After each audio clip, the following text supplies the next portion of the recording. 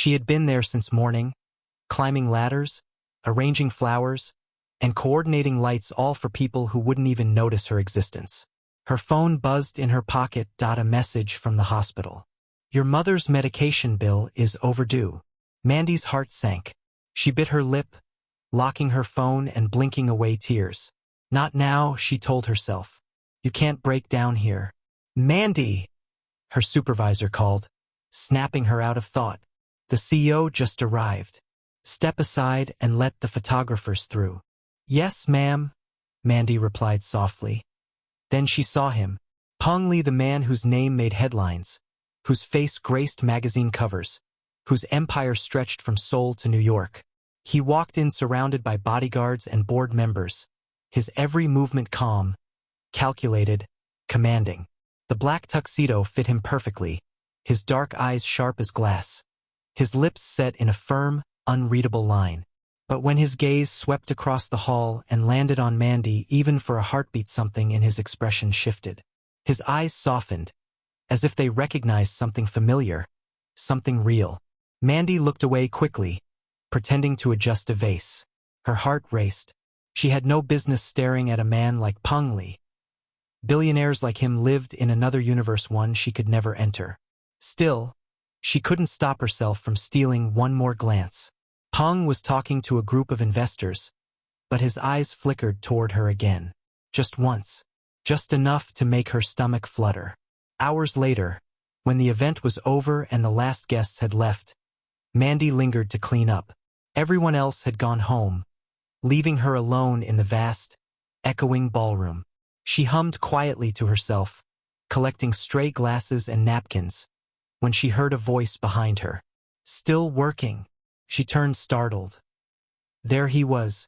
Peng Li stood by the grand piano, jacket gone, sleeves rolled to his elbows, his tie slightly loosened. Without the crowd, without the cameras, he looked human. Tired even. Oh, Mr. Li, she stammered. I didn't know anyone was still here. I was just finishing up. He walked closer, each step unhurried, confident. You're the decorator, right? Yes. I worked with the event team. He nodded, glancing around the hall. It's beautiful. You made it look like a dream. Thank you, she whispered, her cheeks flushing. I just wanted it to feel alive.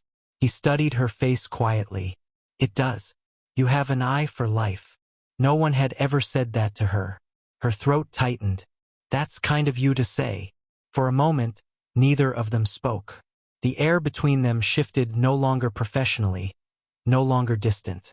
The silence wasn't heavy. It was charged, warm, magnetic. Peng walked over to the table where her flowers still stood. He picked up a white lily and turned it between his fingers. My mother used to grow these, he said softly, before she died. I'm sorry, Mandy said gently. I didn't know. He shrugged slightly, a flicker of pain in his eyes. No one does. People only see the money, the power, never the man. Something in Mandy's heart broke at those words.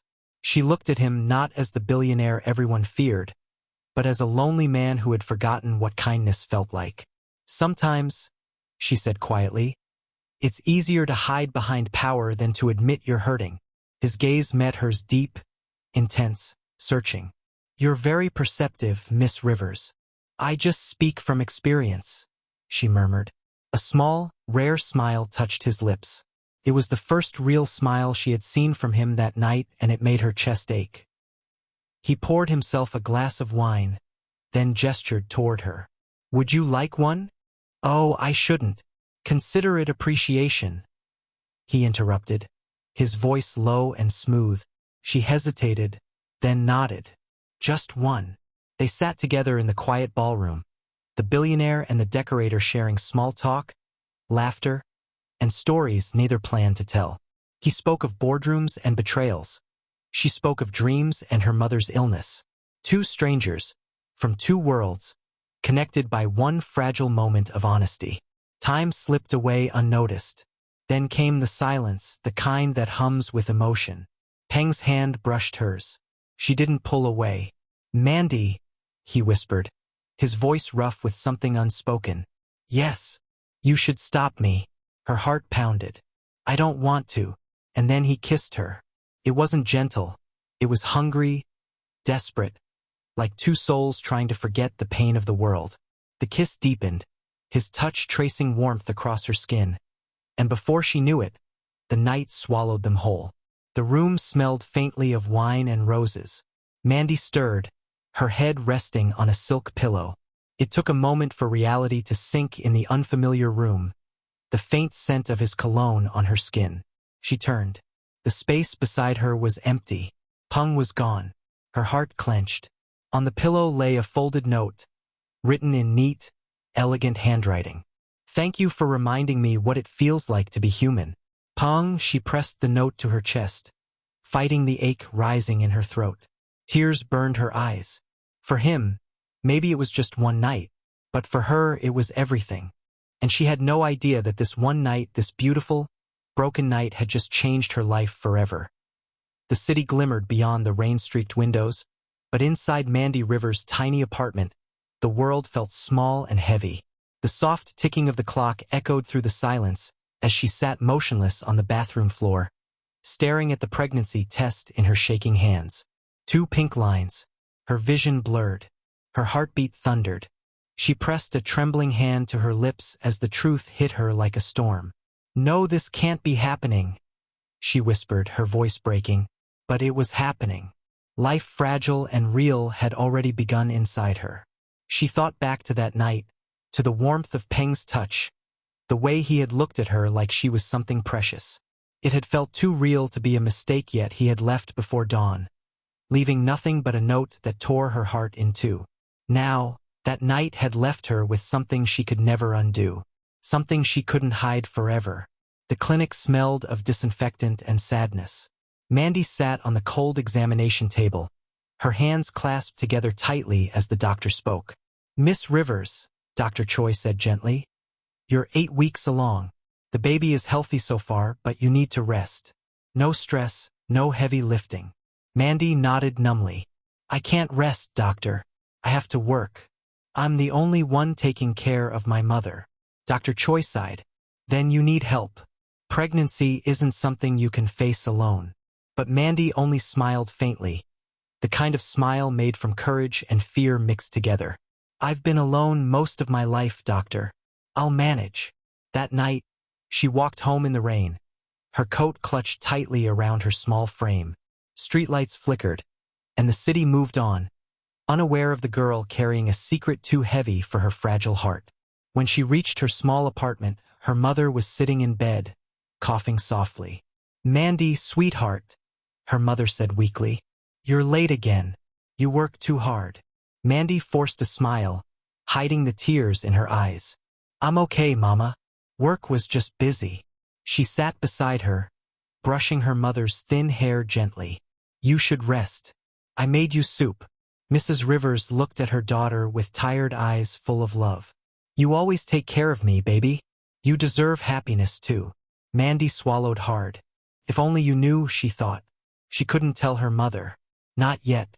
Not until she figured out how to face it herself. The pregnancy began to show. Subtle but noticeable.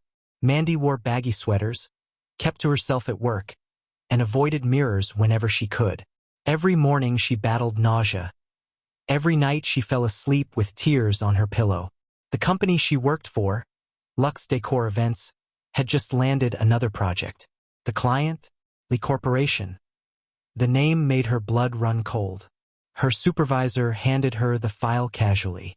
You're in charge of the floral arrangements again, Mandy. The gala is in 2 weeks. Mr. Li's people are very particular, so make sure nothing goes wrong. Her breath caught. Mr. Li, Peng Li? Of course, the woman said. You know him? Mandy froze for half a second. No, I just recognized the name. That night, as she worked on the design sketches, tears blurred her vision. She pressed her hand to her belly, whispering to her unborn child. You'll never know him, my love. He doesn't belong in our world.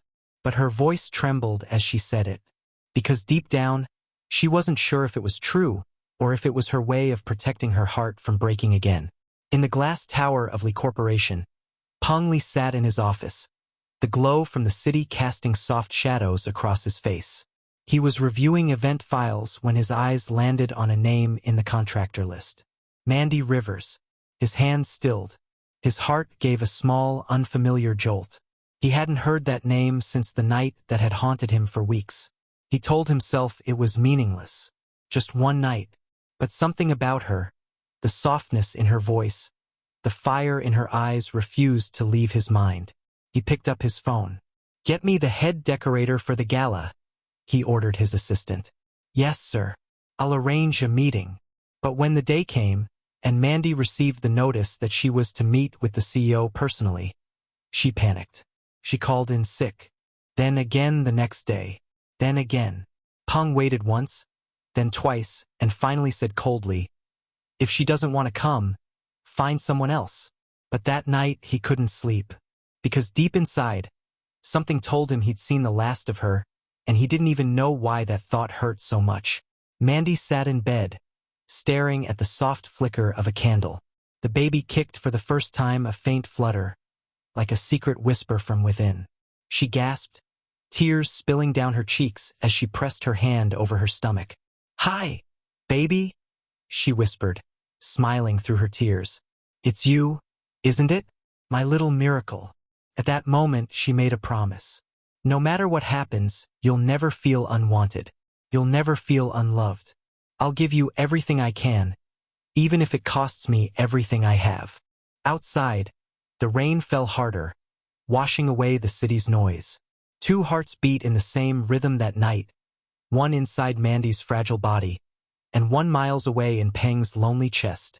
Neither knew that fate was already weaving their lives back together, and that the secret she couldn't hide would soon come to light in a way neither of them could imagine. 3 years later, the morning sun crept through the thin curtains of a cozy little cafe tucked away in a quiet corner of the city. The air smelled of fresh coffee and vanilla pastries, and laughter floated from a small table near the window where Mandy Rivers sat with her son, Eli. Eli was everything to her. 3 years old, bright-eyed, and full of life, a little boy with soft black hair, dimples that appeared when he smiled, and eyes that gleamed like midnight stars. Eyes that looked so much like his father's. "Mommy, look," Eli giggled, holding up a cookie shaped like a bear. "He's smiling at me." Mandy laughed softly, brushing his hair back. "Maybe he's smiling because you're such a handsome boy." He grinned wide. "Like Daddy?" Her smile faltered for a heartbeat, but she quickly nodded. "Yes, like Daddy." Of course, Eli didn't know who his father really was.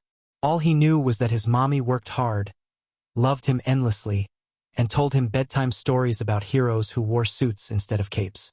Mandy packed up her design samples and headed for a new client meeting, a charity hospital project. The manager had said an important sponsor wanted to oversee the event's decor himself. She didn't know who. She didn't care. Work was work, and she needed every penny to pay for Eli's school and her mother's medication. "Come on, baby," she said, holding Eli's hand as they entered the hospital's lobby. "Mommy just has to meet someone. Okay? Be a good boy." Eli nodded seriously. "I promise, Mommy." While Mandy spoke with the receptionist, Eli wandered a few steps away, drawn by the sound of laughter from the children's play area. There, a group of kids were building towers with colorful blocks. He knelt down to join them, his little voice bright. "Can I play too?" "Of course," one girl said, handing him a block.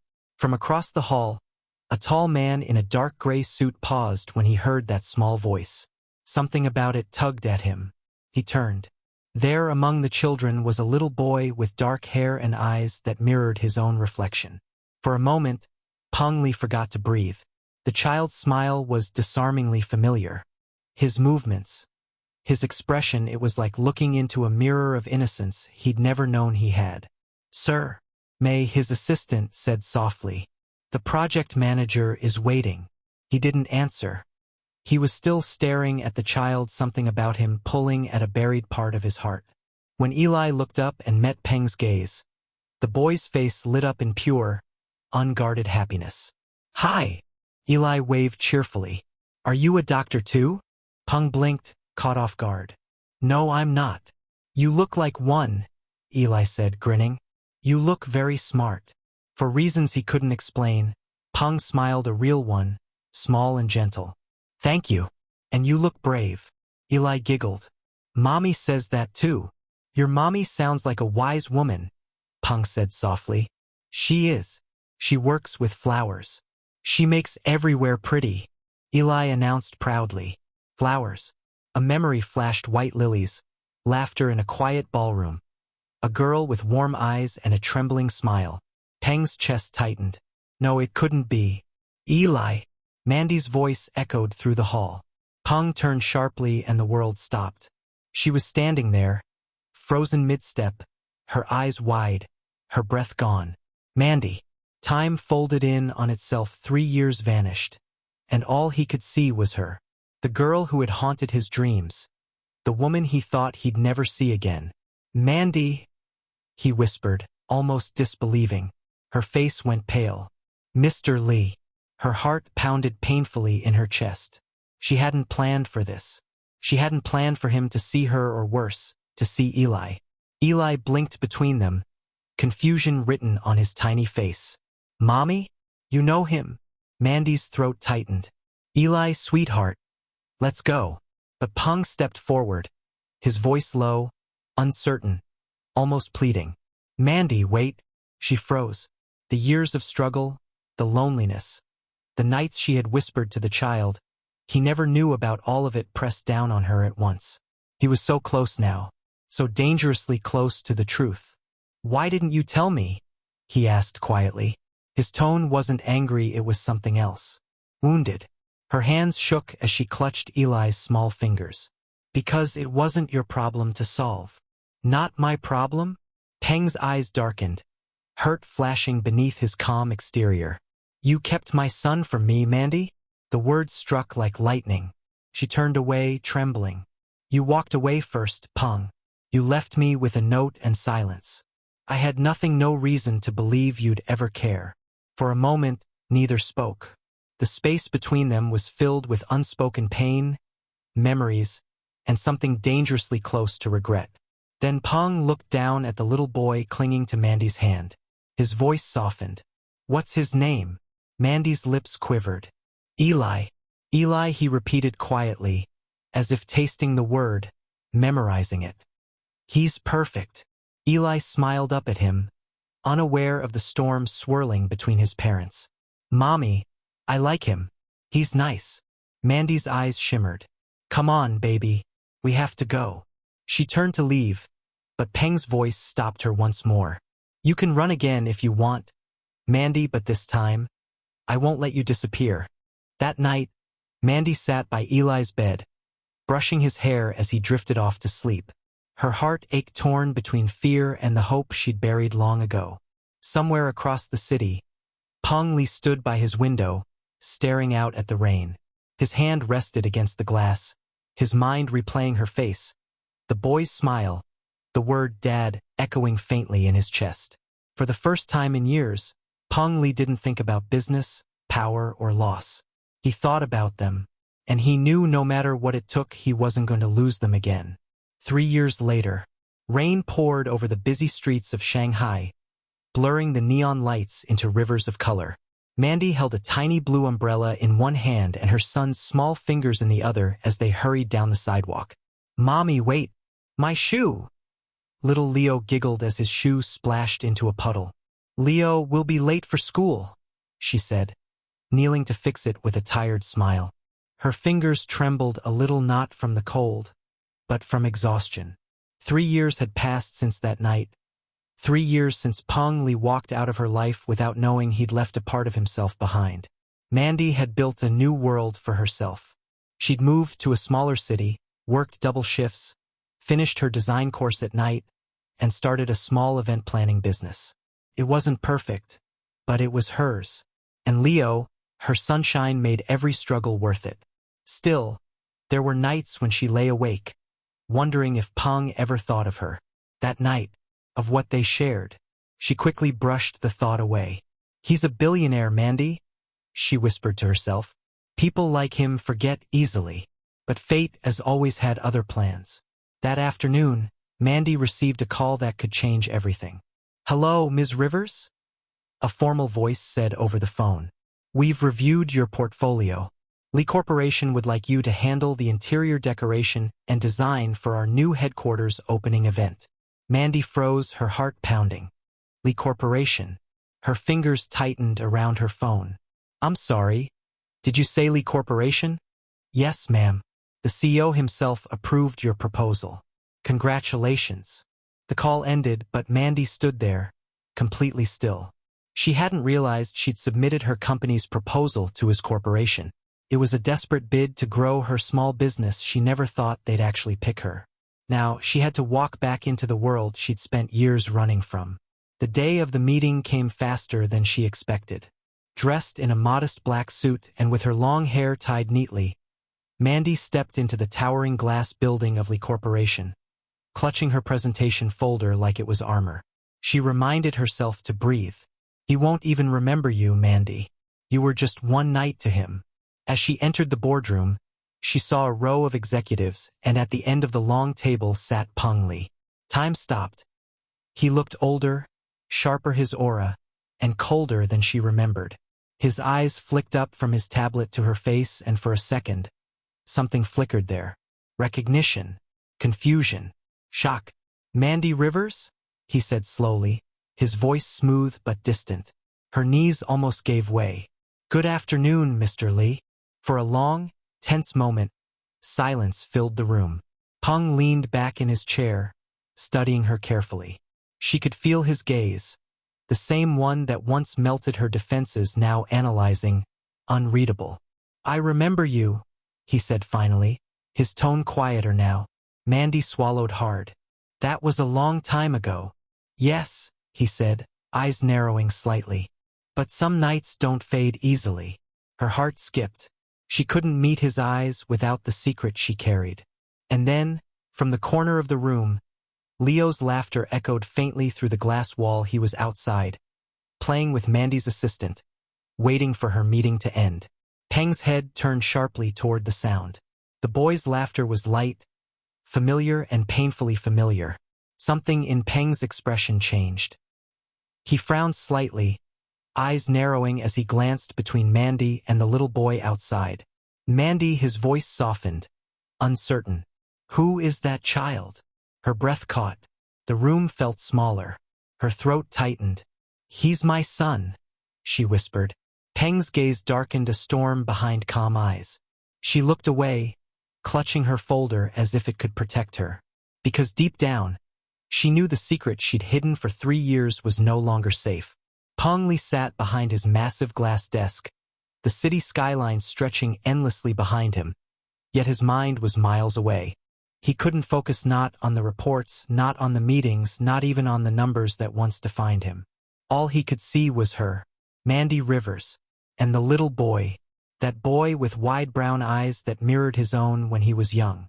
Leo. The name echoed in his mind like a forgotten melody. There was something about the child's smile, the shape of his face, the way he laughed. It was too familiar, too real. But no, couldn't be.